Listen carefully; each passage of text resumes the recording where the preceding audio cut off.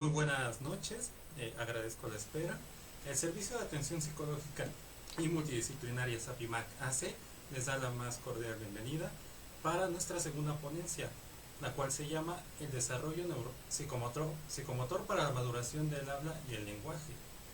Eh, Antes de comenzar, me gustaría señalar que las preguntas que tengan o las dudas que vayan surgiendo a lo largo de esta plática las coloquen en el chat, por favor, para que posteriormente, una vez que haya terminado la plática, se les responda.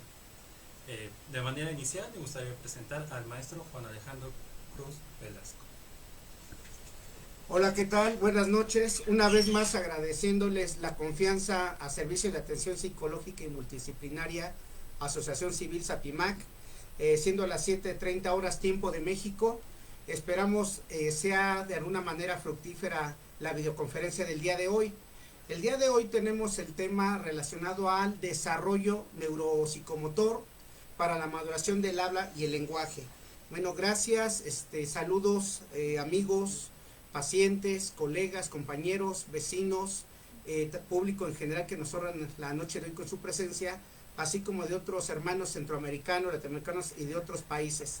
El día de hoy vamos a hablar este tema en función de que muchas veces confundimos habla con lenguaje. ¿Qué pasa si yo digo, es que el cado dojo está abajo de la... Y muchos comentan que es una situación de lenguaje, ¿sí?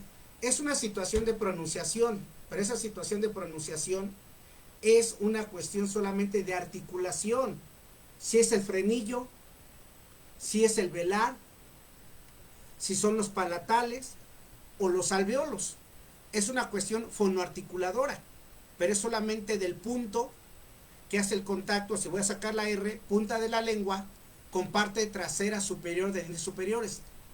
Punto. Modo oclusivo. Forma es la que le voy a dar a la lengua vibrativa. Rr, rr. Esa es una cuestión de habla. Lenguaje sí ya es un procesamiento un tanto metacognitivo del desarrollo neurológico. Por ejemplo, ¿qué pasa si soy un niño con afasia? Y les digo, hola, yo me llamo Alejandro, mi hermana se llama Patti, ¿tú cómo te llamas? Y el niño, en vez de decirme hola Alejandro y Patti, yo me llamo Pepe, ¿qué es lo que me dice? Hola, tú, Patti, yo, te llamas, ¿no? O en vez de, ¿cuándo fuimos al cine? Y me contesta una persona, antier, oye, ¿cuándo fuimos? El otro día, desde el otro día. Ese proceso de la estructuración de la oración y la emisión de lo que es el fonema es el habla, pero lo que aquí en el trastorno del lenguaje, su nombre lo dice, un trastorno es una alteración, ¿sí? Por ello es importante este tema en el sentido de que confundimos mucho cuando es habla y cuando es realmente un trastorno del lenguaje. Para ello el día de hoy nos honra con su presencia la pedagoga Irma Guadalupe Páez Gil. Ella es egresada de la FES Aragón en el sector en pedagogía en la UNAM aquí en México. Asimismo también tiene diversos estudios en lo que viene siendo relación a educación, pedagogía, neuropedagogía, desarrollo humano, y bueno, tiene por ahí unos estudios aquí en México en lo que es el Centro Médico Siglo XXI, en lo que es logopedia, terapia de lenguaje y lo que es terapia fonoarticuladora también. Les tengo el honor de presentarles a la pedagoga Irma Guadalupe Páez Gil, que hoy nos va a acompañar a discernir este tema. Le doy la palabra. Bienvenida, pedagoga. Gracias. Muchas gracias, profesor. Es un gusto estar con ustedes esta noche. Voy a hablar primeramente de dos conceptos que son muy importantes para comprender este tema sobre lo que es el habla, el lenguaje y todos los elementos que están relacionados precisamente con este concepto y todas las cosas, todos los trastornos y todas las situaciones que de ellos derivan. Para empezar, vamos a ver que el lenguaje es un elemento nato del ser humano. ¿El lenguaje qué es? Consiste en la creación, en la adquisición y en el manejo de códigos que le permiten al ser humano manifestarse a través del habla. Ahora, ¿esto qué nos permite? El lenguaje nos conduce a una comunicación, a un proceso de comunicación. ¿Pero qué es la comunicación? La comunicación es el proceso que nos permite expresar nuestras ideas, manifestar nuestros sentimientos, nuestras emociones y responder a las demandas de otras personas, a las demandas del entorno, incluso dar pie a manifestar cuáles son nuestras sensaciones al recibir estímulos a través de distintos sentidos. Por eso vamos a ver que el lenguaje y la comunicación están relacionados directamente con el desarrollo neurológico, el desarrollo de los órganos sensoriales y el desarrollo motor fino y grueso. Son muy pocas las personas, incluso en especialidades diversas relacionadas con el tema, son muy pocas las personas que trabajan realmente el lenguaje en base a la motricidad fina y gruesa. Pero ¿por qué es tan importante la motricidad fina y gruesa? Porque la motricidad implica movimiento y el hablar, el manifestar ese lenguaje que tenemos en la cognición, en nuestra mente, implica un movimiento, implica una coordinación. Coordinar qué estoy pensando, coordinar qué estoy diciendo, cómo estoy moviendo los órganos de mi aparato fonoarticulador para poder manifestar o expresar esas ideas que yo tengo en la mente, para poder responder a las demandas del entorno, a todos los estímulos que yo estoy percibiendo a través de mis sentidos y lograr una verdadera comunicación. Porque como bien mencionaba antes, ¿qué pasa si el lenguaje se ve alterado? No va a haber un adecuado proceso de comunicación. Y la comunicación con otras personas es básica y es indispensable para poder convivir con otros seres humanos. Recordemos que somos seres sociales y sin el lenguaje es prácticamente imposible comunicarnos con otras personas.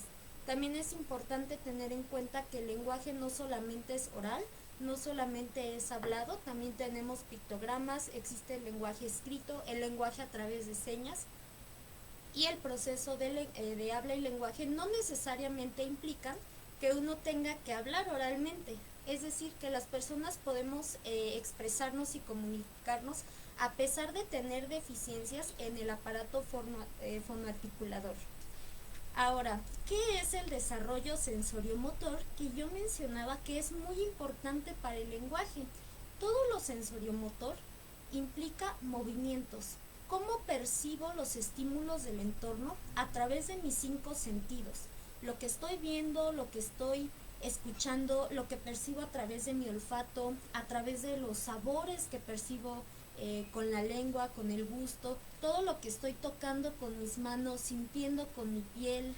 Todas estas sensaciones son interpretadas por mi cerebro y esa interpretación da pie al lenguaje, a manifestaciones, a que yo necesito darle un concepto a eso que estoy sintiendo. Yo puedo sentir aquí movimiento, yo puedo sentir que algo está obstruyendo mi vista, que algo es duro, que algo es suave, que algo está frío, que algo está caliente, pero si no le doy un sentido a esa cosa que yo estoy percibiendo a través de mis sentidos, no hay lenguaje. Pero ¿qué pasa si yo no le doy ese sentido? Pues tampoco me voy a comunicar adecuadamente y es esto lo que da origen a los trastornos del lenguaje. Ahora, es muy importante diferenciar lo que es el lenguaje hablado de lo que es la cognición. Vamos a ver que es muy diferente hablar en el sentido de expresar palabras, sonidos, a tener un lenguaje en nuestra mente, en el cerebro, en la parte cognitiva. Por ejemplo, yo aquí puedo tener una imagen, es el dibujo de una vaca. Un niño pequeño, por ejemplo, puede ver esta imagen y el niño sabe que esto es una vaca, sabe que se llama vaca, porque nosotros se lo dijimos, nosotros se lo enseñamos. A ver, aquí hay una vaca, entonces el niño pequeño dice vaca. A ver, ¿qué es esto? Vaca.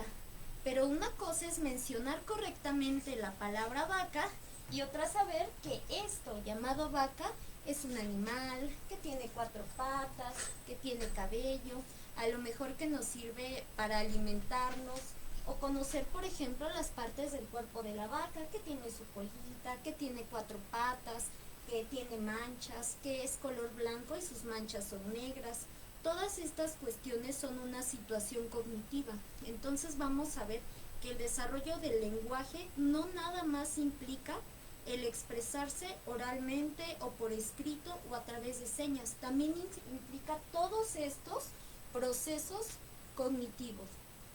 Ahora bien, ¿cómo se desarrolla el lenguaje? El lenguaje tiene una evolución muy específica y es maravilloso observar cómo los bebés van desarrollando su lenguaje, van evolucionando, se van expresando. Primero tenemos el desarrollo del lenguaje de los 0 a los 3 meses.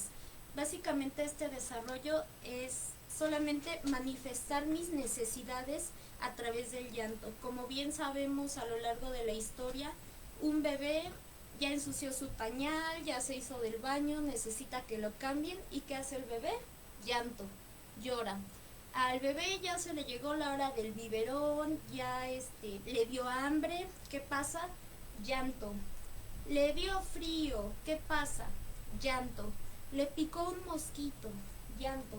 Vemos que esto es lenguaje y todo el mundo pensará, ¿por qué esto es lenguaje si no hay un sonido interpretable? Los bebés solamente lloran y lloran parejo, no hay un llanto específico para expresar tengo hambre o tengo frío o tengo sueño o ya me hice del 2, ya me hice del 1. No hay un llanto específico, sin embargo, esto es lenguaje porque el bebé está manifestando una demanda, está avisando, tengo hambre, tengo frío, ya me hice del baño, necesito un cambio de pañal. Que claro, el bebé no razona que es un cambio de pañal, sin embargo, está manifestando una necesidad. Y a veces ese llanto también les sirve para responder a estímulos del entorno. Por ejemplo, si alguien abraza al bebé y lo aprieta muy fuerte, el niño o ese bebé va a llorar. ¿Por qué? Porque está manifestando su sentir, está diciendo, me estás apretando mucho. Si bien no lo hace de manera consciente, finalmente este llanto, ese llorar del bebé es lenguaje porque le está sirviendo para comunicarse con las demás personas. La siguiente etapa del lenguaje va de los 3 a los 6 meses de edad y básicamente es el balbuceo y las primeras sílabas. ¿Cómo son estas sílabas? Estas sílabas son exactamente como las sílabas simples que se manejan en la lectoescritura cuando los niños aprenden a leer. ¿Cómo son esas sílabas? Ma, ba, bu, y cuando mucho es el agugutata, cuando ya van diciendo un poquito más de sílabas. Muchas veces en esta etapa la gente se emociona y están con los bebés. A ver, di mamá, di papá, di agua. O ya el bebé dijo, agua. Y las abuelitas emocionadas dicen, ay, es que quiere agua. Pero bueno, no podemos asegurar que el bebé realmente está diciendo que quiere agua, porque nada más estamos hablando de sílabas y de balbuceo. Y esto es todo lo que se da en esta etapa, de los 3 a los 6 meses. Posterior a esta etapa, que va de los 6 a los 9 meses, además de lo hablado, de lo oral que están expresando los bebés, ya empiezan a haber gestos e imitación. Cuando dicen, a ver, hola, y adiós, y allá, acá, ya hay más gestos, ya hay imitación. Recordemos que en estas etapas también los infantes aprenden todo por imitación. Y la parte importante es esto de los gestos y la interpretación que los bebés hacen de los gestos, porque recordemos que el lenguaje, como bien mencionaba hace rato, además de hablado, incluye la parte corporal, los movimientos. Si yo digo algo sonriendo, si lo digo molesto, si lo digo con nervios, con entusiasmo, etcétera. Entonces esta parte es muy importante durante estos meses porque ya hay una manifestación adicional a los sonidos, donde los niños van aprendiendo tanto a expresarse ellos como a interpretar lo que dicen las demás personas. Es por eso que cuando se hacen llamadas de atención a pequeñitos de esta edad, cuando hacen algo incorrecto, por ejemplo, bebés que a veces se molestan por alguna situación y quieren pegarle a alguien y se les dice no, no están interpretando realmente la palabra, no porque no hay una comprensión como tal de ese concepto, sino que el bebé está interpretando que su mamá o el adulto que le llamó la atención y le dijo no, está diciéndolo enojado, molesto, porque estamos en esta parte de los gestos. Posteriormente, la siguiente etapa de desarrollo del lenguaje abarca de los 9 a los 12 meses. Y aquí nos encontramos ante onomatopeyas e inicio de comprensión. Comprensión de conceptos, comprensión de frases. Es cuando los niños, los bebés se acercan a una pelota y ya empiezan a decir ota, porque ni siquiera dicen todavía la palabra pelota completo. Apenas estamos en 2 sílabas y dicen ota. Ven un payaso y dicen aso, porque aún no dicen payaso, sino que nada más dicen aso. E imitan los sonidos de los animales. En esta etapa los perritos no se llaman perros, sino que se llaman guau, guau, guau. Los gatitos no se llaman gatos, sino que se llaman miau. Entonces ya empieza esta parte de la comprensión y de la imitación de sonidos asociados, en este caso, por ejemplo, de los perritos y los gatos, a los sonidos de los animales. Es decir, que se va ampliando el panorama de los niños en esta parte cognitiva y de comprensión. Después tenemos la etapa que va de los 12 a los 18 meses.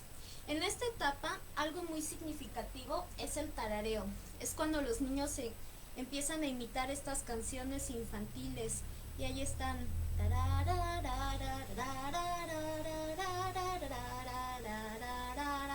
¿Reconocieron la canción?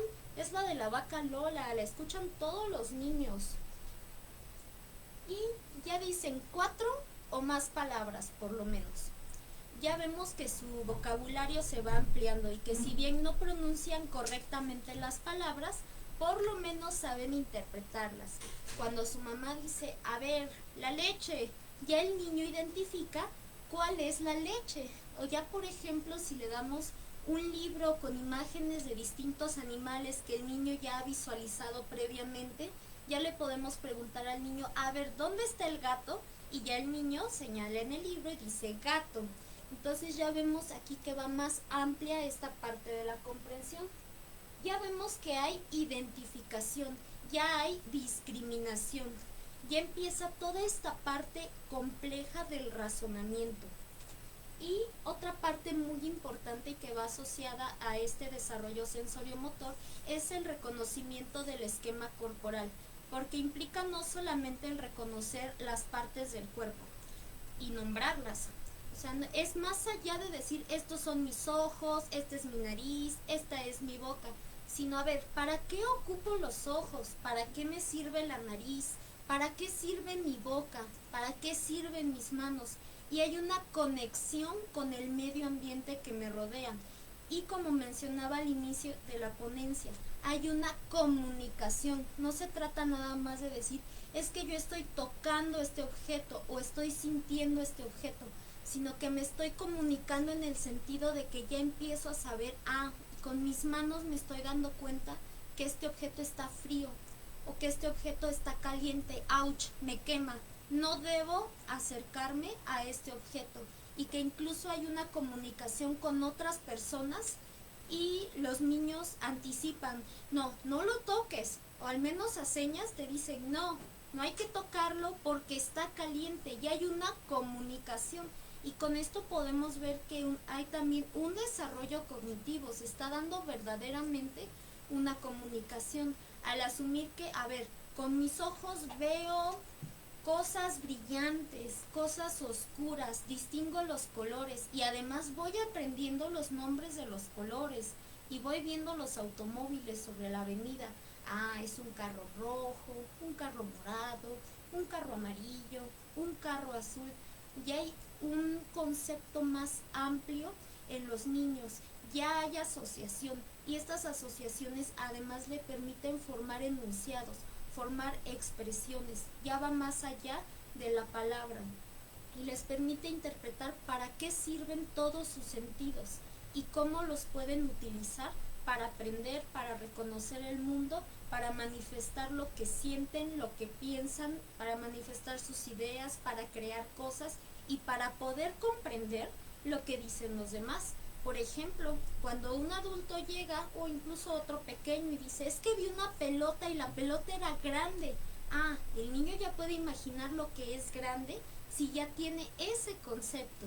Entonces, esta parte es muy determinante porque aquí es donde podemos detectar de manera más precisa un posible problema del lenguaje, porque es cuando se da más un desarrollo cognitivo y sobre todo asociado al esquema corporal y a lo sensoriomotor.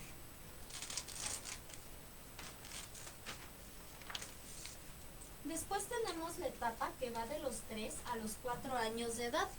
Aquí es una etapa muy bonita porque además los niños pues empiezan a ir a la escuela desde los 3 años de edad y empiezan a convivir con niños de su misma edad y empezamos a ver cómo interactúan entre ellos, porque no es lo mismo la interacción que se da dentro del hogar, con la familia, con niños de diferentes edades o con puros adultos, a que esta interacción que se da cuando los niños conviven con niños de su mismo grupo de edad, porque las interpretaciones van a ser muy diferentes. El desarrollo cognitivo de los pequeñitos incluso puede ser diferente, porque pese a que en promedio todos tengan 3 años de edad al iniciar el preescolar, por ejemplo, unos van a tener unos meses más de edad, otros van a tener unos cuantos meses menos, y en estas etapas tempranas del desarrollo, pues unos cuantos meses de edad de diferencia son enormes, son un mar de diferencia en cuanto al desarrollo. Entonces esta etapa es muy interesante porque los niños ya empiezan a escuchar cuentos e incluso a inventar cuentos. Le podemos dar libros con imágenes a los niños y los niños van a ver las imágenes y te pueden platicar la historia y describirla a como ellos se imaginan o a como vieron que era esa historia en otro lugar, o si ya habían leído ese cuento antes, por ejemplo, o incluso un libro que traiga el cuento escrito y con imágenes, porque pues los libros infantiles suelen traer siempre imágenes. El niño puede ir revisando el cuento y va recordando en qué orden sucedieron los acontecimientos y puede ir describiéndolos. Entonces aquí podemos ver si realmente hay una comprensión, hay una secuencia y hay una atención, porque no solamente es el lenguaje, sino que hay varios elementos que intervienen pues en este proceso. En esta etapa también vemos que hay una noción del tiempo. Empezamos a ver el uso de conceptos como qué fue ayer, qué es hoy, qué es mañana. Incluso los pequeñitos suelen confundirse. Por ejemplo, si ayer fueron al supermercado, le platican al amiguito, es que mañana fui al supermercado con mi mamá y me compró una paleta, cuando el concepto correcto era decir ayer, pero todavía está esta confusión y falta pues todavía afinar esto de la comprensión del tiempo, pero finalmente es un proceso cognitivo que se está manifestando a través del lenguaje. Y aquí también aumenta la expresión. Antes, por ejemplo, en una etapa más temprana, el bebé si tiene hambre a lo mejor dice leche o mamá, leche. A esta edad ya puede decir mamá, tengo hambre, por favor dame leche, quiero leche, sírveme leche. Ya es más compleja pues esta forma en que se expresan los niños. Si se dan cuenta, partimos que de los 0 a los 3 meses era el llanto y toda la evolución del lenguaje que hubo durante los meses que fueron creciendo los niños. Ahora la pregunta del millón siempre es, ¿cómo me puedo dar cuenta si hay un trastorno del lenguaje? ¿Cómo puedo saber si mi hijo, mi hija, mi niño, mi sobrino, mi sobrina o estos pequeños a los que atiendo en la escuela, mis alumnos, tienen un problema de lenguaje o hay una situación de alerta en el lenguaje que deba ser atendida? Bueno, ahorita se describieron de manera muy general las etapas de desarrollo del lenguaje. Básicamente debemos enfocarnos a observar o hacer una historia de desarrollo con ayuda de los padres para ver si estas etapas se dieron de manera natural y si se dieron en orden. Hay, por ejemplo, personas que reportan que los niños no pasaron la etapa del balbuceo, sino que empezaron directamente a decir palabras. Entonces ahí podemos tener pues un signo de alerta porque nos brincamos, omitimos de alguna manera esa etapa de desarrollo del lenguaje en el niño. Ahora, ¿qué pasa? Esto no es un tiempo cronometrado, no se trata de decir, es que de los 0 a los 3 meses es esta etapa y de los 3 a los 6 meses está la otra etapa y mi niño ya cumplió 7 meses y todavía no hace lo que la pedagoga describió que tenía que hacer de los 3 a los 6 meses. Bueno, no es una regla en estricto, sin embargo, sí puede ser un signo de alarma si lo juntamos con otros elementos. Sin embargo, pues siempre es importante tomar en cuenta dos cosas. Que una cosa es el lenguaje oral, el lenguaje hablado, y otra cosa muy diferente es comunicarse. Entonces, el primer paso es observar. A ver, el pequeñito o pequeñita que estoy observando. 1. No habla o no se comunica, porque el niño puede no hablar o pronunciar incorrectamente las palabras, o a lo mejor lo que me está diciendo el niño yo no lo comprendo, no lo escucho bien porque el niño no está articulando bien las palabras, pero el niño sí se está comunicando, se está dando a entender, a veces se dan a entender a través de señas o a través de objetos. Ahí estamos viendo que el niño o la niña sí se están comunicando a pesar de no articular correctamente los fonemas. Ahora, por el contrario, tenemos niños que articulan correctamente los fonemas, pero realmente no se están comunicando. ¿Qué otros signos de alerta podemos ver? Que el niño tenga una total ausencia de lenguaje, que no hable en lo absoluto, que no emita sonidos. Y desde luego hay que descartar siempre con los médicos, porque lógicamente vamos a suponer que hay situaciones de un niño que nació con sordera, por la razón que sea. Aquí vemos una situación fisiológica. Lógicamente, si el niño no escucha nada o no escucha correctamente, no va a hablar correctamente, porque este lenguaje hablado se aprende escuchando. Y si el niño no escucha correctamente, lógicamente no va a hablar. Ahora, ¿cuál es el origen de los problemas del lenguaje? El origen puede ser muy variable. Básicamente pueden ser tres cosas.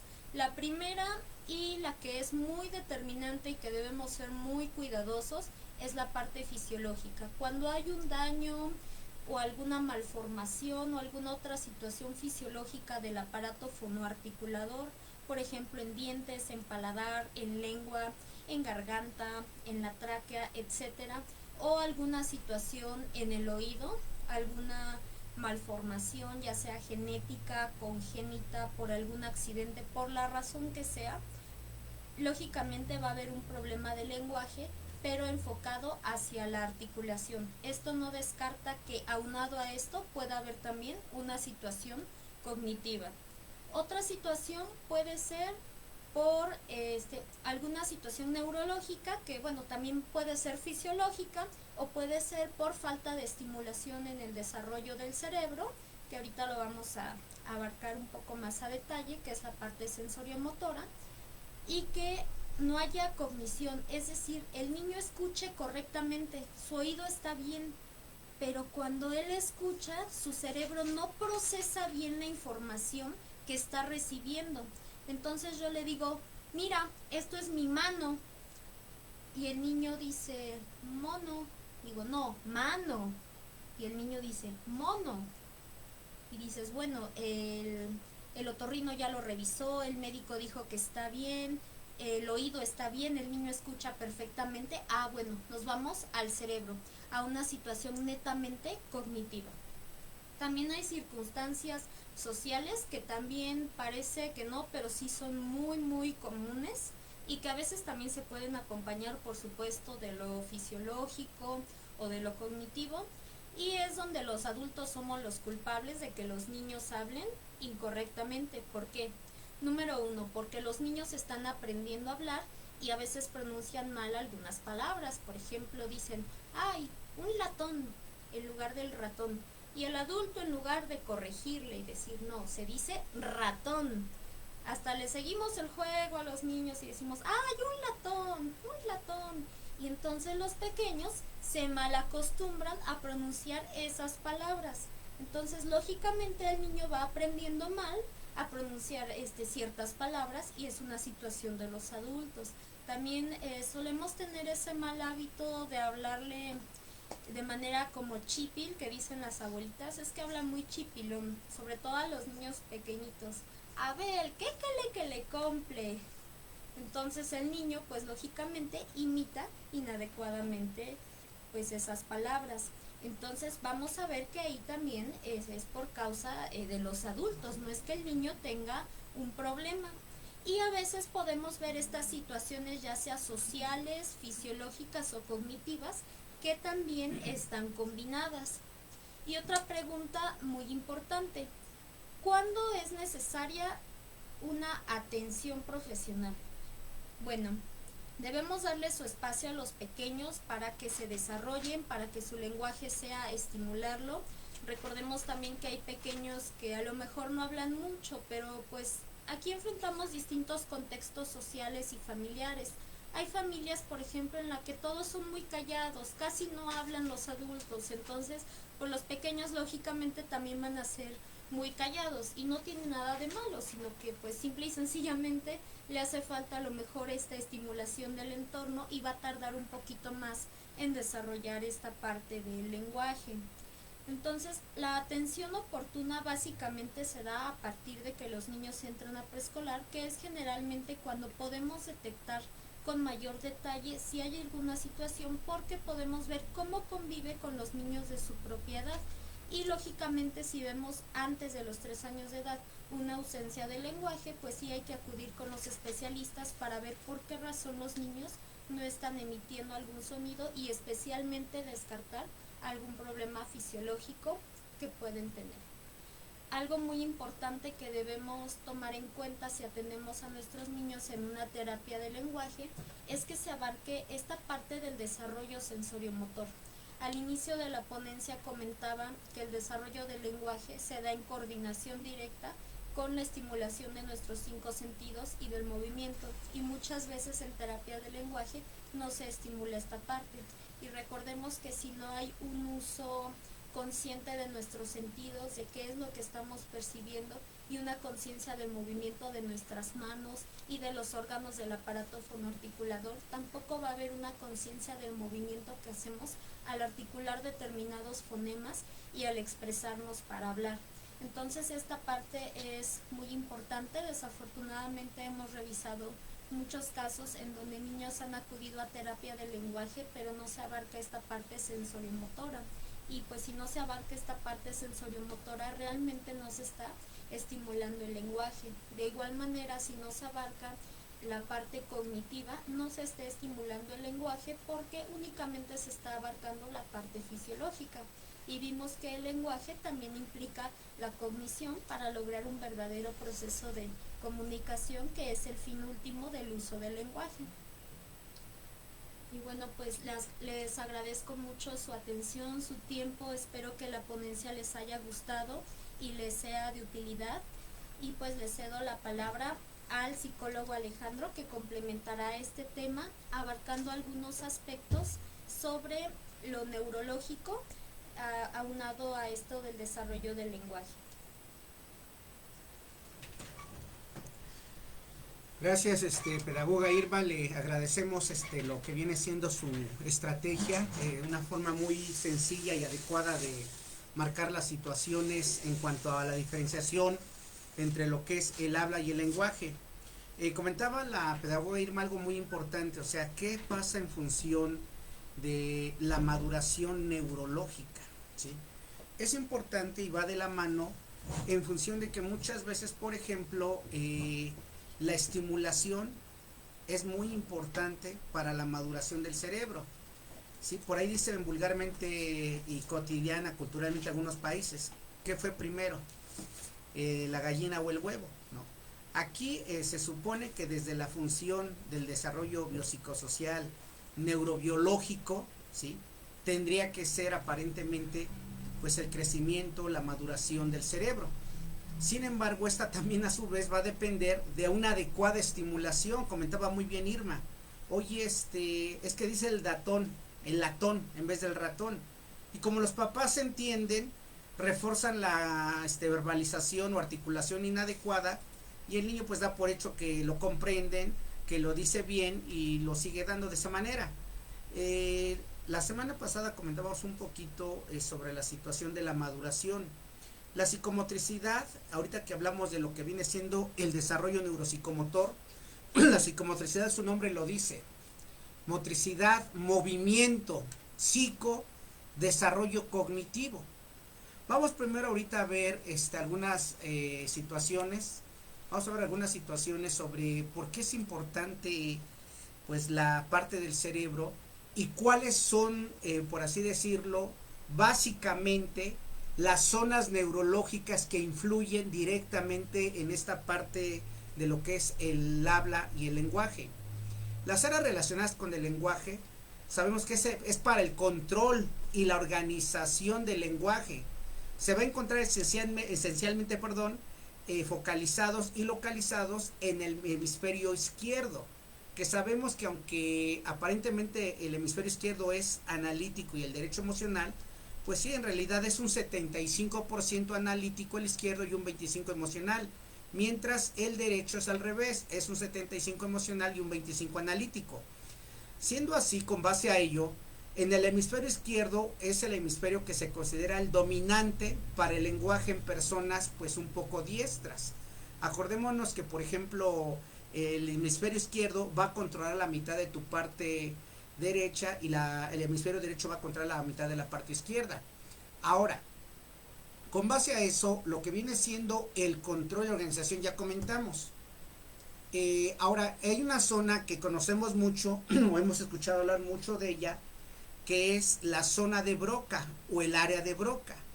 Obviamente sabemos que estos nombres son asignados de acuerdo al neurólogo que descubre pues esta zona, ¿no? Tenemos en el área de Broca que se encuentra en la zona también llamada para algunos neurólogos ya propiamente la hora de Brodmann, en la zona 44 y 45, ¿sí? Estamos hablando de esta parte. Ahora, esta está situada pues en la parte, decíamos, posterior inferior del lóbulo frontal, ¿sí? Va de adelante hacia atrás. Esta área es la área motora del lenguaje y se relaciona con la producción, con la emisión, con los fonemas. Pero también tenemos cerca del área de Broca pues otros músculos que se relacionan con las articulaciones faciales y la laringe. No solamente entonces la articulación, sino el tono, la velocidad, porque por ejemplo a veces presentamos por ahí algunas dislalias, algunas situaciones, por ejemplo también de taquilalia, bradilalia, donde hablan muy rápido, muy lento, ¿no? Es que yo considero que hablan muy lento o muy rápido. Fíjate que yo considero que una es bradilalia y otra es taquilalia, ¿no? Esto tiene que ver también un poquito con la parte fonoarticuladora. Otra zona que también entra ahí, pues es Wernicke. Aunque Wernicke, muchos solamente, igual en el lóbulo izquierdo, muchos solamente lo están relacionando con la comprensión. Para algunos neurólogos, esta área de Wernicke también se relaciona directamente con la atención. Inclusive en algún niño con trastorno por déficit de atención, esta es la zona donde lo que viene siendo, por así llamarlo, las neuronas, supongamos de una manera muy burda que estas son mis neuronas, mis dendritas, mis axones y el centro son mis nucleolos. Están sincronizados, nunca van a tocar, pero cuando hace el proceso de la sinapsis hacen esto, ¿sí? Están centradas. A veces por la dopamina pasa este desfasamiento y no pasa la información. Eso pasa con niños con TDA y TDAH. Sin embargo, Wernicke también tiene que ver con la atención y para algunos casos con la comprensión. Entonces estamos hablando antes de estructurar, estoy analizando, estoy procesando, estoy comprendiendo. Es esta zona. Ahorita vamos a pasar un esquema. Ahora con base a ello también tenemos una área que habíamos comentado que se llama Brodmann, la cual, vamos a llamarlo así, tiene mucho que ver con el control del movimiento en situaciones voluntarias e involuntarias. ¿Qué pasa cuando estamos, dicen popularmente, pensando en voz alta y se nos sale algo, ¿no? Están con la chica que te gusta, el chico que te gusta y estás pensando, te amo, chin, se me salió. Esa parte es por un control involuntario del lenguaje y que fue el resultado de una situación en la cual no estamos procesando la información de manera adecuada, ¿sí? Esto también entra en un trastorno del lenguaje.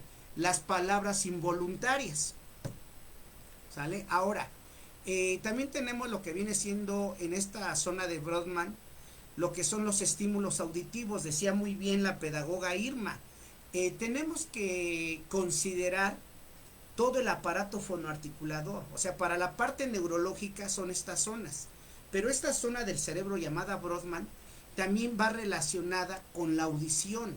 El aparato fonoarticulador sabemos que son ojos, nariz, boca, garganta, oídos. El oído, en la parte trasera hay una fisura que se llama la fisura de Sylvian.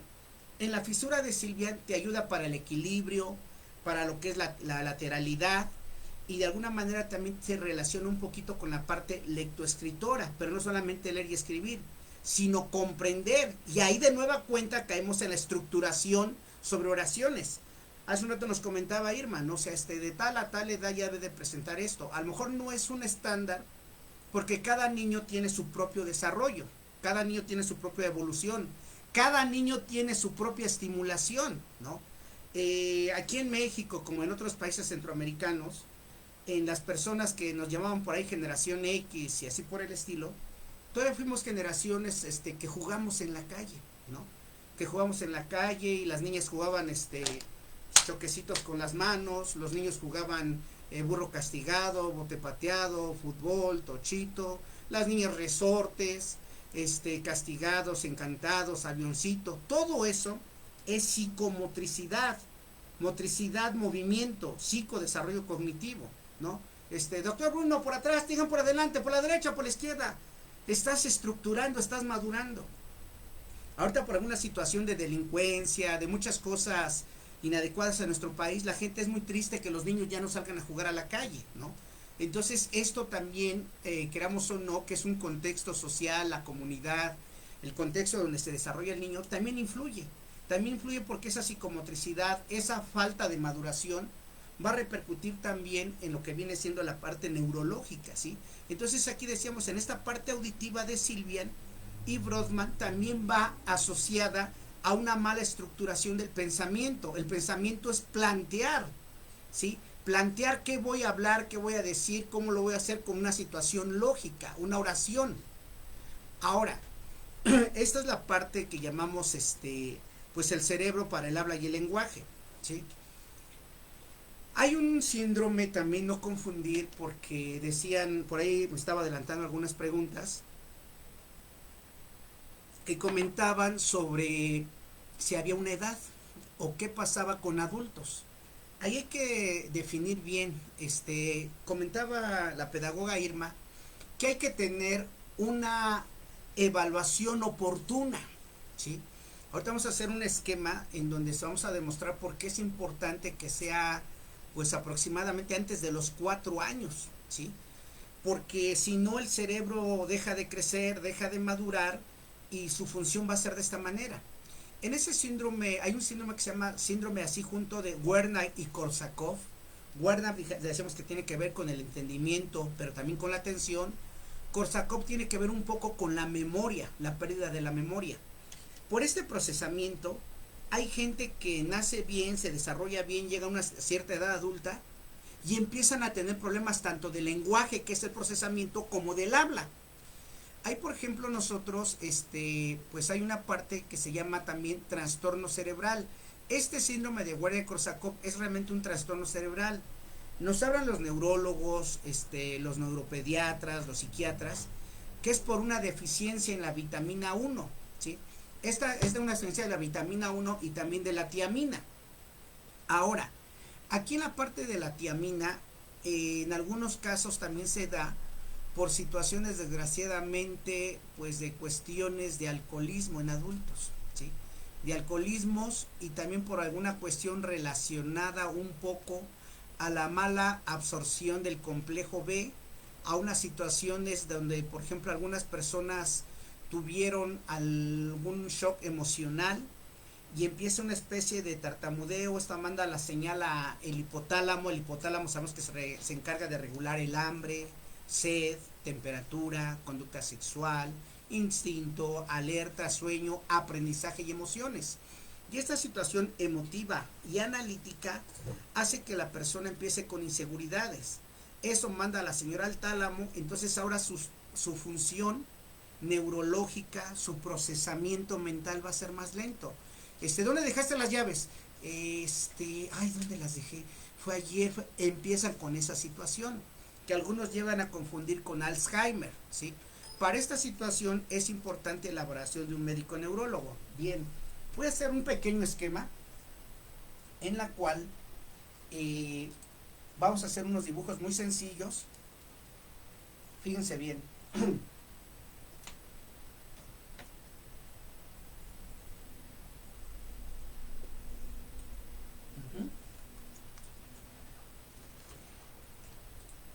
A ver, ahí está. A ver si alzan más la camarita. Ándale, gracias.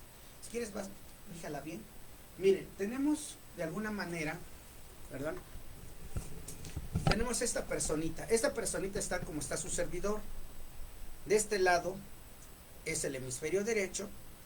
De este lado es el hemisferio izquierdo.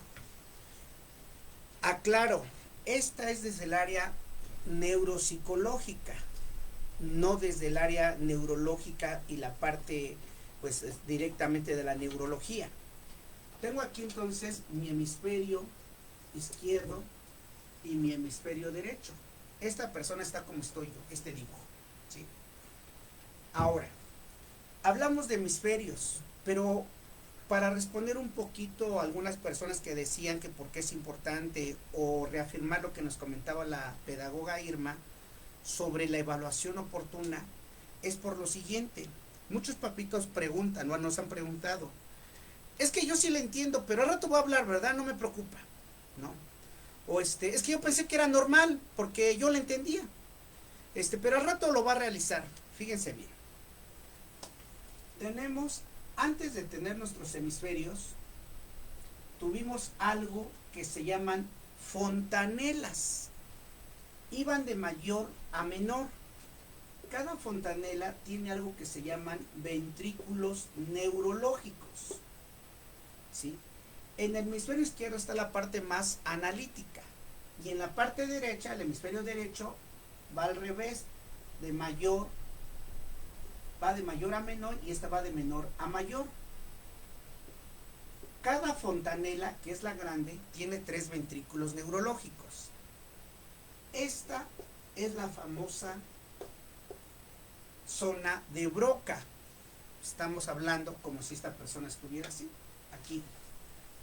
Ajá. Broca, decíamos que tiene que ver tanto con lo que viene siendo los procesos de trastornos del lenguaje como problemas de habla. Aquí está Broca. Acá está Werner. Ahora, aquí por ejemplo, hay otras zonas que no vamos a meternos en ellas, pero las vamos a mencionar. Korsakoff, la percepción, la atención, la concentración, la memoria procedimental, la creatividad, la inteligencia, así nos vamos. Estas son de soporte emocional y estas son analíticas. Aquí está la ansiedad, miedo, depresión, y así nos vamos. Pero aquí ahorita lo que nos interesa es lo siguiente. La pregunta, ¿por qué es importante detectar a tiempo? No hay una edad exacta, pero hay un intervalo de tiempo, un parámetro. Se supone que, por ejemplo, en el caso de las fontanelas, estas se van a unir de los 0 a los 2 años. Estas fontanelas ahora se van a unir, se van a soldar, por así llamarlo, se van a solidificar. Y voy a formar mis hemisferios. Después tenemos el otro lado, y aquí ya tengo mis hemisferios. Según los neurólogos, este proceso de la formación de los cerebros va de los 0 a los 2 años. Y así de increíble, aquí ya llevamos un 50% de la formación del cerebro. Ahora, ahí coinciden los neurólogos, un estándar, o sea, un promedio. Pero después viene la otra parte. Hay países que hablan de los 2 a los 8 años y otros países hablan de los 2 a los 10 años. De todos modos, entre los 2 a los 10 promedio es cuando el cerebro crece. En ese tiempo es cuando crece y llevamos un 25% más del cerebro. Hasta ahí dejó de crecer. Siempre se toma un punto o un año arriba, un año abajo. Aquí por eso muchos comentan, tomando como el parámetro de la mínima, que a los 7 años el niño ya debe de saber estructurar, hablar, articular toda una oración. Por lo que nos decía hace un rato Irma, ¿no? A lo mejor al año con 2 meses no te va a decir, oye papá, quiero un carrito rojo por favor porque me gustó. Pero a lo mejor te va a decir, papá, un calito rojo porque yo, de alguna manera, a lo mejor tiene una mala articulación. Esa ya es una situación de habla. Pero la parte del lenguaje el niño estructura bien, sin problema, ¿sí? El problema está cuando es el niño tipo afasia que decíamos, comentaba la pedagoga Irma, ¿no? Situaciones de que voy al cine, el de mañana, ahí hay alguna situación ya de estructuración. Entonces aquí, cuando es una situación neurológica, pues el promedio que nos piden para una evaluación es a los 4 años. A los 4 años un niño ya tiene que hablar bien, tiene que estructurar bien. Como decía bien la pedagoga, muchas veces hay sobreprotección y eso contribuye a una mala articulación y una mala maduración, pero si son condiciones óptimas, a las 4 ya tiene que hablar. A los 2 años incluso ya arma oraciones. Mal hablado, bien hablado, pero ya arma oraciones, ya está bien estructurado. Ahora, si nos damos cuenta, tiene que ser antes de los 8 años. Si es trastorno del lenguaje neurológico.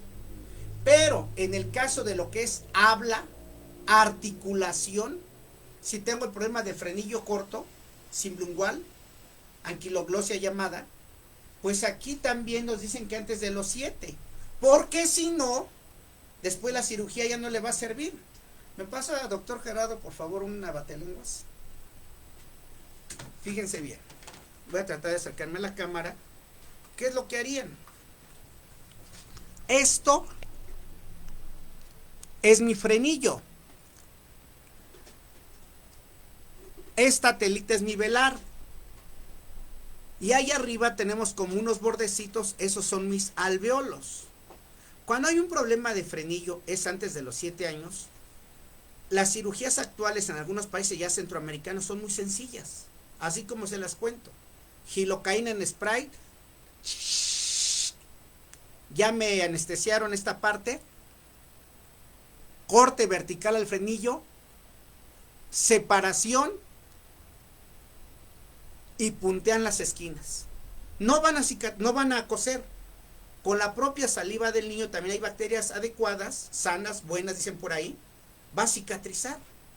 Pero si es después de los 7, 8 años, aquí en México algunos ya no se arriesgan, ¿sí?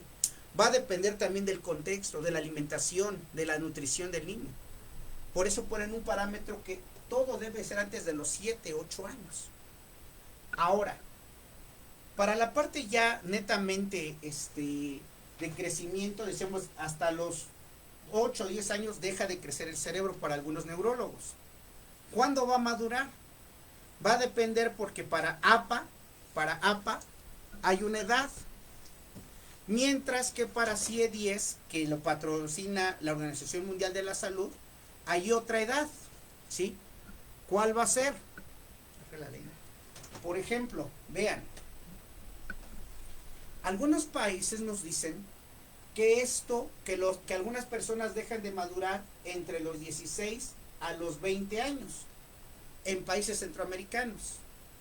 Y hay algunos países anglosajones donde nos dicen que la maduración neurológica se da hasta los 25 años, ¿sí?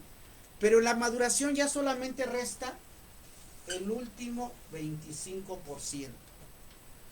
Con base a ello les pregunto, si es importante o no detectar a tiempo. Después de los 7 a 8 años ya va a ser muy difícil. La parte del trastorno, si hay que hacer alguna situación de farmacología neurológica, muchos papitos aquí se quejan o les da miedo, con mucho respeto, o la ignorancia, o la falta de cultura, la falta de información, les da miedo y se resisten a la parte neurológica, al medicamento. Pero es un mal necesario para sincronizar, para madurar las neuronas, para estimular. Pero va a depender también si es candidato o no. Por eso esto es un trabajo también multidisciplinario. Lo ve el neurólogo, el neuropediatra, el paidopsiquiatra, el médico, lo ve también el psicólogo, la terapista del lenguaje, la pedagoga y el trabajo colaborativo, que es muy importante entre escuela y casa. Esa es la parte importante para esta situación. Entonces sí es considerar que si tu hijo no está pronunciando bien, y aparte a veces, con todo respeto, hasta les da risa la forma en que los niños estructuran. El rojo, el carro, yo quiero. Ay, mijito, qué chistoso. Esa es una situación que no debería de ser chistosa. Es una situación en la cual nosotros debemos de aceptar también como padres, porque esa es otra labor, ¿sí? Que hay padres que con mucho respeto les da miedo, les da vergüenza, se preocupan, pero ponen barreras o no aceptan. El primer paso es aceptar que tenemos una situación y llevar a nuestros hijos a valoraciones, ¿sí? Las pertinentes, las que sean necesarias. Y con base a las indicaciones también del paidopsiquiatra, del neuropediatra o del pediatra, del neurólogo, ellos nos van a decir cómo está la situación de maduración, para que con base a ello la terapista del lenguaje, la pedagoga, la logopedista, de la terapia, ¿sí? ¿Por qué? Porque si no vemos esa parte neurológica también, podemos afectar otra zona con el trabajo. O sea, porque muchas veces llegamos y aplicamos a diestra y siniestra. Cuando es un problema de articulación no hay tanto problema. Una es la situación, pronúnciame la letra, y otra es cómo se escucha la letra. Dime el abecedario. A, B, C, D, E. A ver. ¿Me estás leyendo o me estás pronunciando? ¿Cómo es la pronunciación? Que tocamos con nuestros dos dedos, pulgar, índice, la garganta, y hacemos el sonido de la letra, no cómo se pronuncia o cómo se llama la letra. Hagan eso desde sus casas. Y vas a sentir que abre la garganta. En horizontal. La B es bilabial. Y vas a sentir cosquillas en los dos labios. La C es s. La D es labiodental. Vean la lengua. Y sientes cosquillas en la lengua. Si el niño no siente cosquillas, lo está haciendo mal, ¿sí? Y así nos vamos con todo el abecedario. A, S, no G, H, I, ¿sí? J, K, L, L, de acuerdo a otros países también cambia la letra. M es nasal y bilabial. Sientes cosquillas aquí en la nariz. N, vean la posición de la lengua. Por eso les decía, punto, el contacto de la lengua con la zona articular. Modo, cómo sale el aire. Forma, la vibración o la forma que le vas a dar a la lengua. N, ñ, O, no O, P. Vean la P, es bilabial y con sonido como si fuera un estallido. La Q, la R, hace un rato decíamos, la lengua en la parte trasera de los dientes superiores. S, la T, la Q, la R, S, V, W, X, Y, Z. Ahí con la Z, la T, la D, entre otras, hay una situación hasta de una dislexia cultural. Con mucho respeto a España, México, algunos otros países, tenemos problemas con la Z, con la S. Pronuncian igual zapato que zapato, ¿sí? Es muy diferente. Entonces aquí, por ejemplo, cuando es una situación solamente de articulación, es más sencillo, pero revisaste tu aparato fonoarticulador, es multidisciplinario. Si tiene una situación frenillo, se puede ver la intervención médica, la cirugía si es necesario.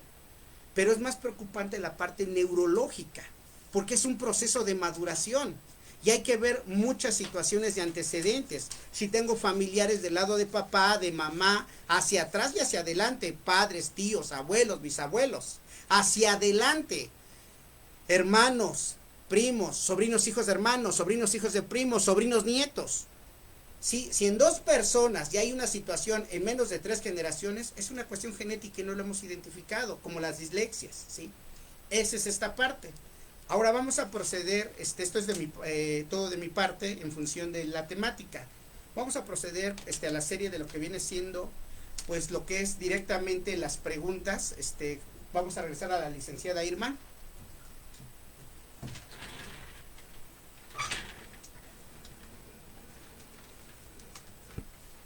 Adelante.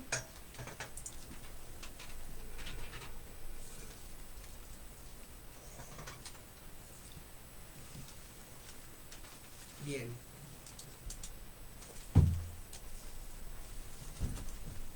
Ok, muy bien. Pues bueno, de antemano agradecer la participación. Lo que se pudo ver es que han estado muy activos y eso siempre se agradece, ya que la parte complementaria y el apoyo que ustedes nos brinden siempre enriquece mucho más este tipo de pláticas. Ahora comenzamos propiamente con lo que son las preguntas. La primera sería, mi hijo tiene problemas para pronunciar, ¿qué puedo hacer? Bueno, aquí hay que ver primero la edad del hijo, ¿no? Ya comentaba la pedagoga.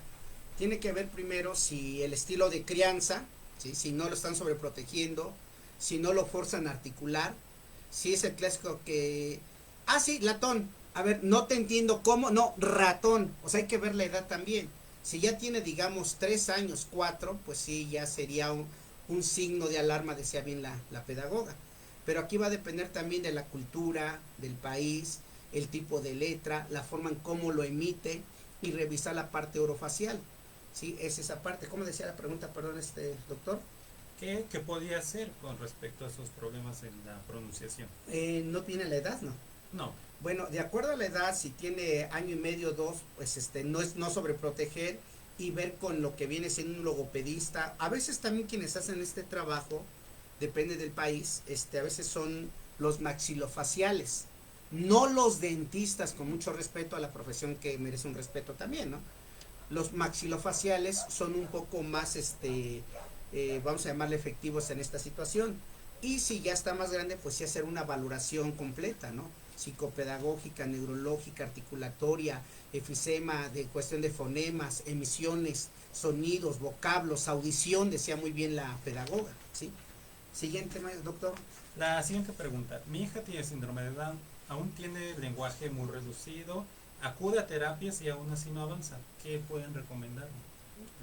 Lo primero que hay que tener en cuenta es que el síndrome de Down, bueno, una de sus características es que el lenguaje se desarrolla de una manera muy lenta. Entonces no hay que caer en desesperación, sino pues enfocarse un poco más a estimular esta parte cognitiva de la comprensión de conceptos y todo lo que es el desarrollo sensoriomotor para que la niña pueda comunicarse, es decir, aunque no pronuncie correctamente, que busque estrategias para comunicarse y poco a poco, conforme vaya creciendo, va a ir evolucionando ya mejor el lenguaje en lo que se refiere a la articulación, pero esto es hasta cierto punto normal. En el síndrome de Down el desarrollo del lenguaje hablado es más lento, entonces pues sí enfocarnos un poco más en la parte cognitiva. Muy bien, complementando un poco lo que dice la pedagoga, hay muchos especialistas en lo que viene siendo Down y habla lenguaje, en función de como dice, o sea, es un problema se llama retardo en el desarrollo o inmadurez, va avanzando pero va avanzando más lento. Aquí hay que tomar en cuenta que las personas con síndrome de Down se dejan llevar más por instintos, por reflejos, por emociones. Entonces, hace un rato mencionaba la parte psicomotora, en función de practicar ejercicios psicomotores, pero enfocados al análisis. No es lo mismo decir 2 por 3, 2 por 1, 2 por 2, 2 por 3, 6.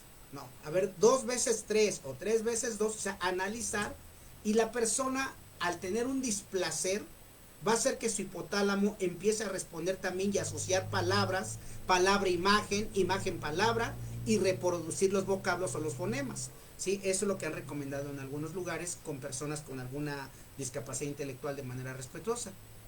Ok, muy bien. La persona de la primera pregunta ya nos contestó. Su hija tiene 9 años. No, ahí sí ya definitivamente se le está pasando el tiempo, mamita.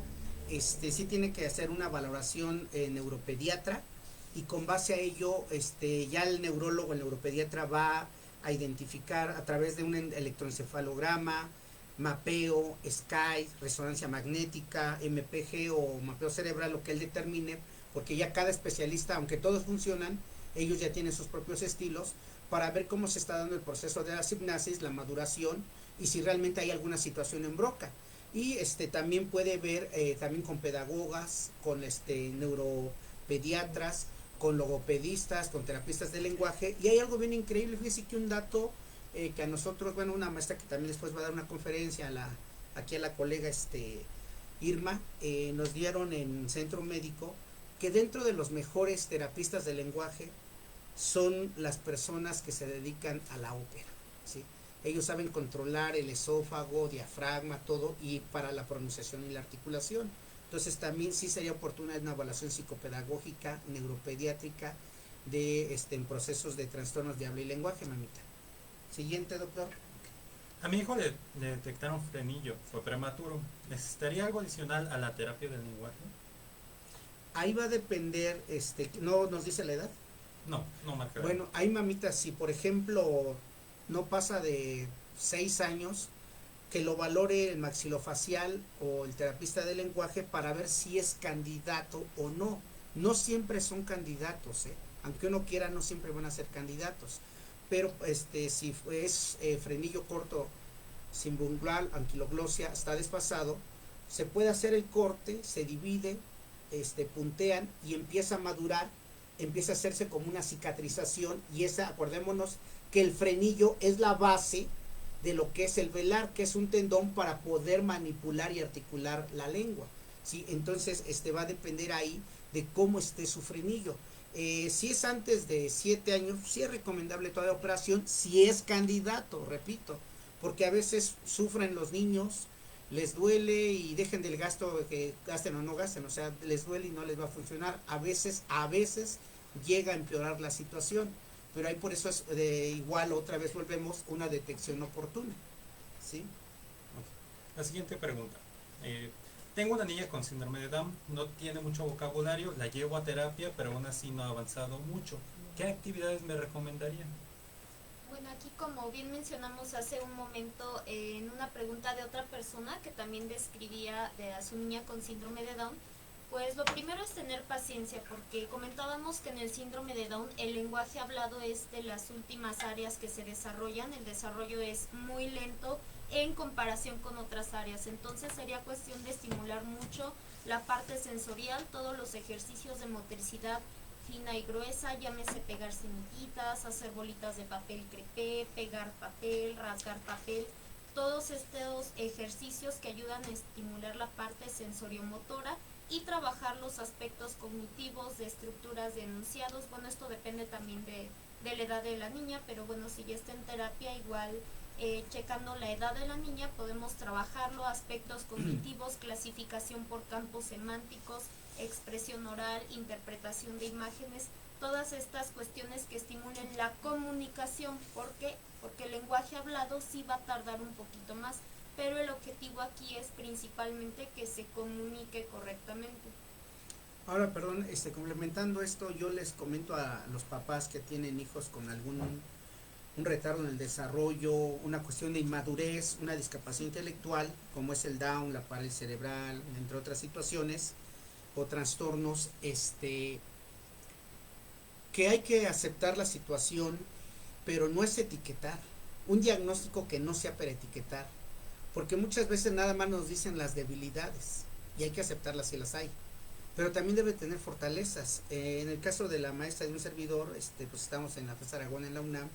Ella en algún momento tuve el gusto de que fuera mi alumna, ahora yo aprendo de ella, de Irma, y yo le he dicho que bueno, a Daisy, Leslie y otras personas que trabajan aquí, igual que Irma, pues ya ahora ya me dieron la vuelta, ¿no? Ya me dieron la vuelta, ya me superaron, pero bueno, les comento de que ahí, por ejemplo, muchas veces en esos programas de la UNAM, el psicopedagógico, PASOIN, que son programas de apoyo por parte de la UNAM para niños en esta situación también, o aquí mismo en Zapimac, pues de alguna manera la gente se desespera y solamente ven lo que no pueden. Y yo les digo, bueno, pero debe de tener fortalezas. Hay cosas que puede hacer, ¿no? Porque con mucho respeto, luego las maestras, los papás se quejan, es que no puede esto, no puede esto, no puede. Bueno, ¿y qué sí puede? Hay que ver lo que sí puede, qué fortaleza tiene. Hay que ver sus intereses. Y eso hay que integrarlos, porque con un interés se va a sentir motivado, motivada. Sí, porque digo, es que a mí me interesa que trabaje así. Yo maestra quiero que trabaje así. Yo papá quiero. A ver, y el niño, la niña, ¿qué quiere? ¿Qué le gusta? Entonces hace ejercicios de maduración, de motricidad, decía ahorita la pedagoga, todo eso, pero a lo mejor con cosas que le guste a él o a ella, para que también se esmere en hacerlo.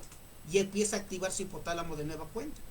Sí, gracias. Siguiente. Ok, la siguiente pregunta es, ¿por qué hay personas que se les dificulta pronunciar la letra R y la doble R? Bueno, aquí hay muchas circunstancias. La primera puede ser la circunstancia fisiológica, llámese una situación en la lengua de microglosia, es decir, que la lengua esté muy pequeña, lo que le impide que a la punta de la lengua alcanzar al paladar para poder articular el fonema R, que es el de la R. Esto se llama rotacismo, esa dificultad para pronunciar ese fonema. O la otra circunstancia es un problema en el frenillo, que de igual manera hace que a la persona se le dificulte subir la punta de la lengua hacia el paladar para pronunciar la letra R. Sin embargo, pues hay que analizarlo. Si el problema no es fisiológico, puede ser cognitivo, por la cuestión de que los niños en este caso no saben que para pronunciar ese fonema deben subir la punta de la lengua, entonces hay que estimularlos para que aprendan a subir la punta de la lengua, para que la punta de la lengua toque el paladar y puedan emitir este sonido. Y más a fondo también puedo irme a la parte cultural, a estos malos hábitos que mencionábamos hace un momento, la mala costumbre de decir calo, latón, losa. Entonces se forma el mal hábito y el niño, como no se ve obligado o no es corregido por los adultos para pronunciar correctamente el fonema, pues no lo pronuncian, pero pues tenemos que checar si el problema es fisiológico, cognitivo o social.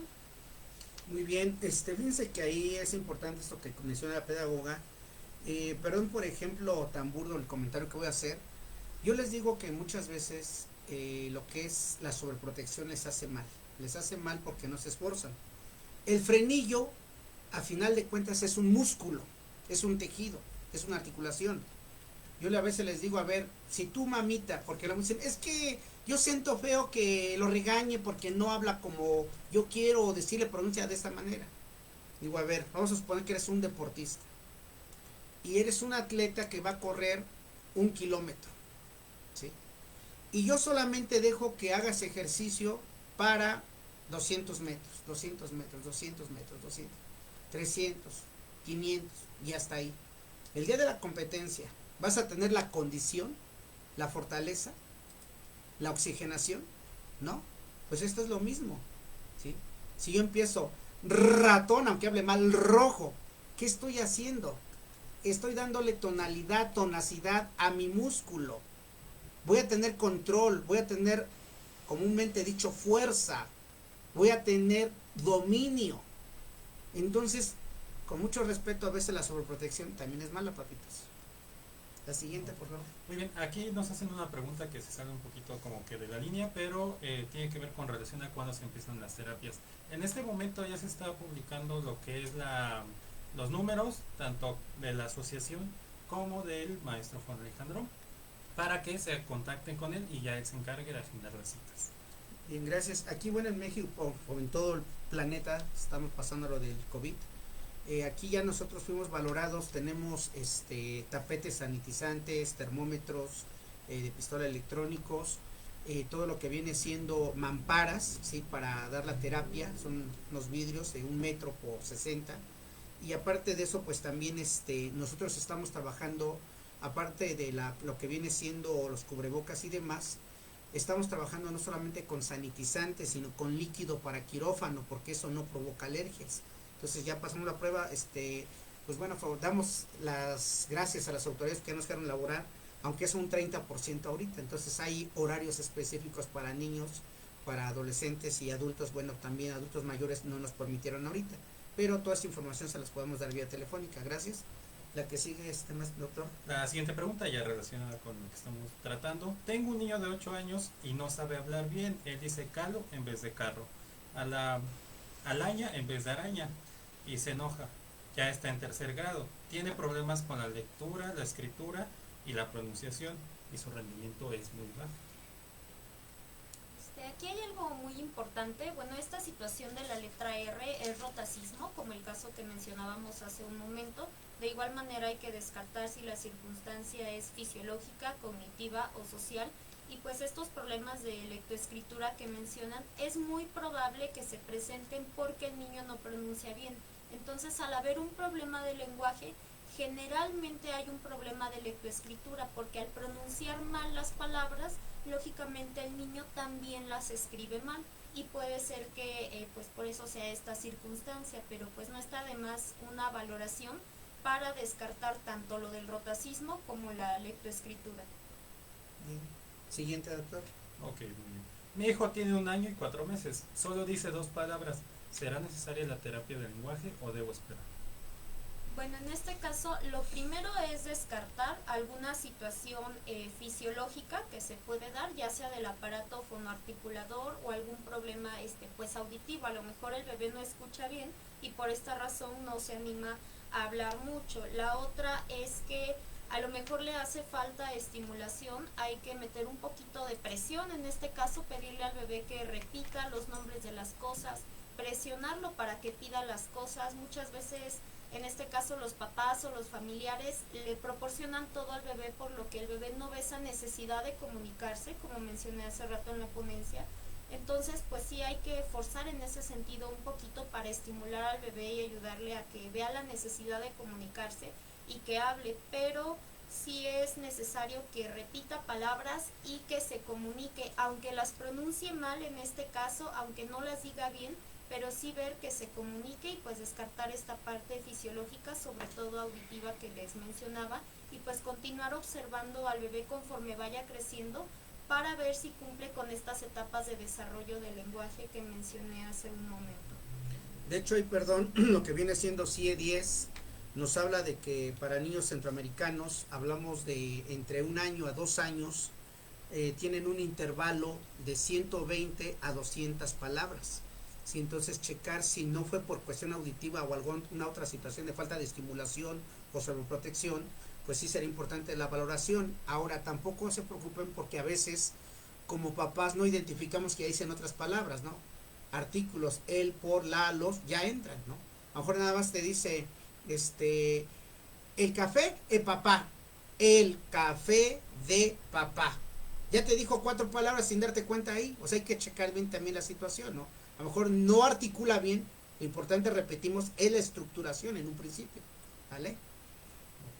La siguiente pregunta es, ¿me podrían explicar algunas estrategias para trabajar el mutismo selectivo?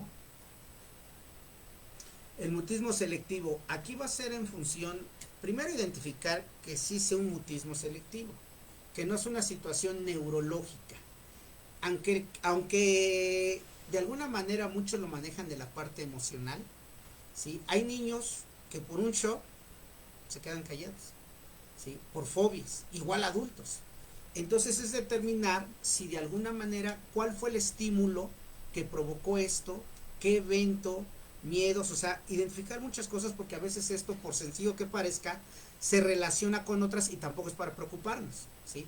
Si realmente tiene la maduración, tiempo, espacio, lateralidad, tiene miedo a acercarse a las cosas, a chocar, y eso también sin darnos cuenta repercute a una especie de fobia y no pronunciar algunas cosas, o ciertas personas, o ciertos, por ejemplo, si me da miedo, soy un niño que me da miedo los perros, guau, guau, y me bloqueé, ¿sí? Entonces hay que ver multidisciplinariamente el neurólogo, el psicólogo, y si realmente es selectivo, porque este término está muy trillado y a veces no es selectivo, a veces sí puede ser neurológico.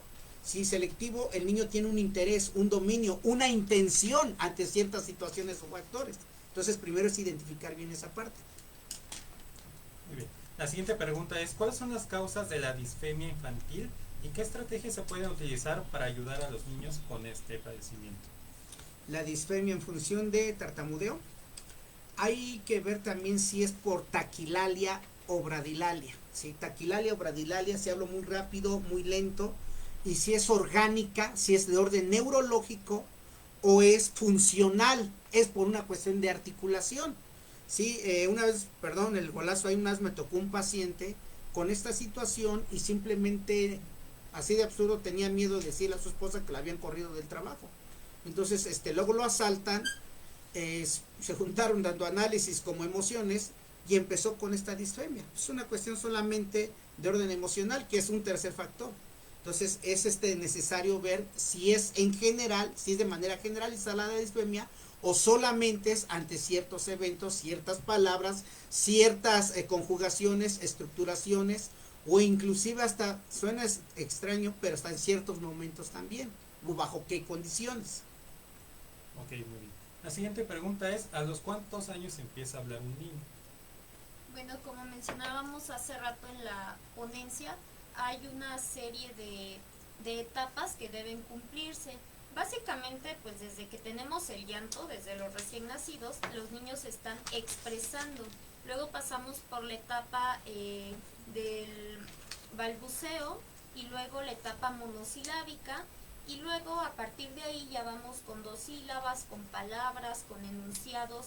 O sea, en general todo el tiempo los niños están hablando. ¿Cuándo ya debe ser pues totalmente comprensible en el sentido de que se comuniquen adecuadamente? A partir de que empiezan a ir a la escuela? A los 3 años ya deben poder darse a entender los niños, comunicarse adecuadamente e interpretar la gran parte de las indicaciones que se les dan, obviamente en lenguaje al que los niños estén habituados, pero básicamente pues esa es la edad donde ya debe haber una comprensión aún mayor. Sin embargo, pues vamos a ver que hay etapas, no podemos decir una edad en especial. Bien, aunque ahí, por ejemplo, repetimos, hay que ver la estimulación, ¿sí? Porque, perdón, no, con mucho respeto, luego hay mamás centroamericanas que te dicen, mira, yo ya condicioné a mi hijo, ¿sí? Llora, le doy la mamila y se queda callado. No, más bien el niño ya condicionó a la mamá. Y luego también en el hablar, preguntar y demás, ¿sí? Ahí, por ejemplo, tenemos el balbuceo, que solamente son emisión de sonidos, no son palabras. Ugu, abá, agú. La guturización, intentos de palabra. Ma, pa, che, pero ya está intentando, pero va a depender de nosotros también. Y ya ahora sí la estructuración, bien hablado, mal hablado, pero hay bebés, así literal bebés, que ya te hacen esto. Ma, eche, abol, pa, amos, hitos. O sea, y estamos hablando de niños de antes del año. O sea, sí va a depender también de nuestra estimulación. La siguiente pregunta es, ¿existe alguna relación entre el TDA y la disfemia infantil? En algunos casos es de orden neurológico. El trastorno por déficit de atención es por la dopamina. Esto hace que no sincronice la electricidad. Cuando hay trastorno por déficit de atención con hiperactividad es dopamina más noradrenalina. Pero se debe investigar porque hay muchas cosas. TDA combinado con predominancia impulsivo, inatento, anillo de fuego. Y a veces esto hace que las mismas neuronas trabajen tanto que empieza a darse una sobresaturación, se sube la temperatura y son las famosas llamadas epilepsias. Y una epilepsia a su vez puede afectar a Broca. O sea, va a depender del procesamiento neurológico de cada persona. No es una regla, no es una regla. Puede ser una tendencia, puede ser un factor, pero no es una regla. Muy bien, la siguiente pregunta es, ¿existe una relación entre los trastornos del lenguaje y la plagiocefalia? La plagiocefalia. Nos hablan de una deformidad craneal, decíamos hace un rato, las fontanelas, cómo maduraron, cómo se dieron los ventrículos, y esto se da más en los bebés. Consiste en que la cabeza tiene una forma de cocol, en algunos países llamada de rombo, y está aplanado en la parte occipital. Esto pues se produce por dormir una exposición boca arriba o una situación del giro de cabeza, en algunos casos es formada. Y es una constante presión, es del lado derecho, entonces se desarrolla más el lado izquierdo y hay una situación de sobresaturación para el hemisferio izquierdo. Entonces, a veces va a depender también de los estilos de crianza, de la situación anatómica e inclusive desde el gateo se puede observar si se le va la cabecita de lado también. La siguiente pregunta es, ¿Qué estrategias se pueden llevar a cabo con la finalidad de trabajar con el infante si fuera el caso de seguir con alguna deficiencia en caso de que tenga 7 años de edad? Bueno, aquí la edad es muy importante. Ya podemos determinar que sí hay algún trastorno específico del lenguaje pasado los 5 o 6 años de edad, que es cuando hay una madurez mayor en el lenguaje, como lo mencioné hace rato durante la ponencia. Ahora, la estrategia se va a determinar en función de la situación actual del lenguaje del infante, pues independientemente de su edad. Hace rato durante la ponencia mencionaba las etapas de desarrollo del lenguaje, que van desde el llanto, luego el balbuceo, luego las monosílabas, luego vamos a pasar a 2 sílabas, a 3 sílabas, a palabras, a ir ampliando el vocabulario, los conceptos, estructurar enunciados. Entonces, independientemente de la edad del niño, vamos a ubicar en cuál de estas etapas se encuentra el niño para trabajar el lenguaje a partir de esa etapa, y aunado a esto hacer una evaluación cognitiva para ver si la situación del lenguaje que presenta es cognitiva y para ver si comprende los conceptos, es decir, para ver si se está comunicando correctamente y qué es lo que vamos a corregir, la parte cognitiva y de comunicación o nada más la parte de articulación. Pero básicamente lo primero que debemos hacer es ubicar en qué etapa del lenguaje se encuentra. Muy bien, gracias. Miren, tenemos 10 preguntas más. Son muy relacionadas por edades de maduración, TDA, son muy relacionadas. Ahorita por cuestiones de tiempo de la plataforma también ya nos es un poco imposible contestarlas, pero hay una situación. Aprovechamos para comentar que dentro de 8 días, la próxima semana, igual hacerle la invitación a algunas personas que se están conectando de Latinoamérica, Centroamérica, como Argentina, Bogotá, Colombia, de que la próxima semana nos apoyará el psicólogo Bruno Miguel Arrieta Jiménez. Él es egresado de la Universidad de La Salle y nos va a apoyar con un servidor a lo que viene siendo el trabajo sobre lo que se llama terapia centrada en soluciones, ¿sí?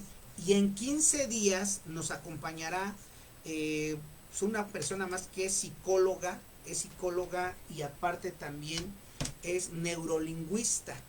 Ella se llama Liliana Acosta, es psicolingüista, perdón, Liliana Acosta y neurolingüista.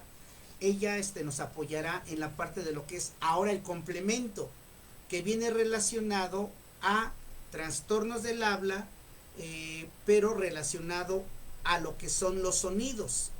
Propiamente la conferencia lleva por nombre, aquí me la están pasando, trastornos de los sonidos del habla, dificultad al hablar.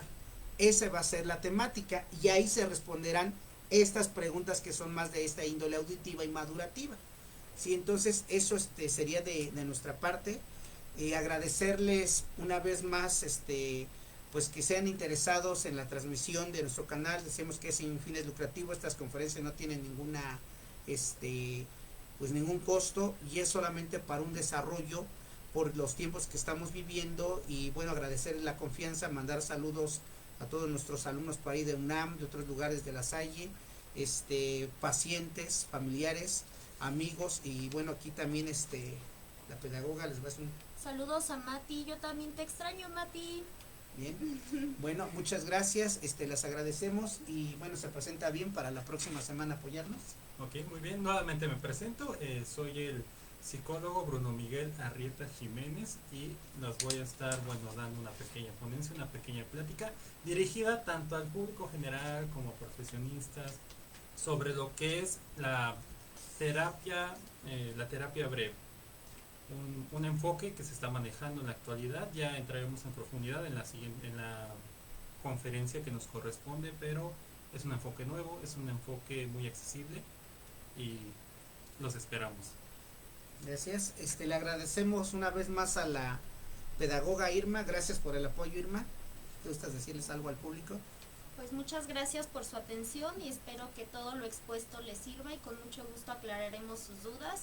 Y pues gracias a los pacientes que pudieron ver la ponencia y aquí nos vemos en el consultorio. No, gracias también el apoyo para las pedagogas y los psicólogos Daisy, Leslie y Gerardo que nos han estado apoyando en las transmisiones, que ya los verán más adelante.